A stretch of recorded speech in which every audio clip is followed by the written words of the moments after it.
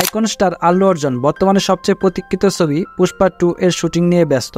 সিনেমাটি প্রাথমিকভাবে স্বাধীনতা দিবসে মুক্তির জন্য নির্ধারিত ছিল, কিন্তু নির্মাতারা সেরা আউটপুট অর্জনের জন্য আরও সময় চেয়েছিলেন বলে সিনেমাটি ডিসেম্বরে পিছিয়ে দেওয়া হয়।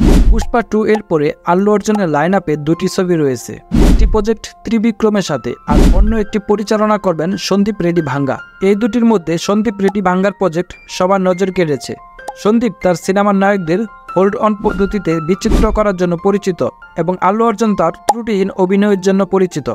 তাই ভক্তরা শ্বাসরুদ্ধ করে অপেক্ষা করছেন পরিচালক বাণীকে কিভাবে উপস্থাপন করবেন সেটা দেখার জন্য।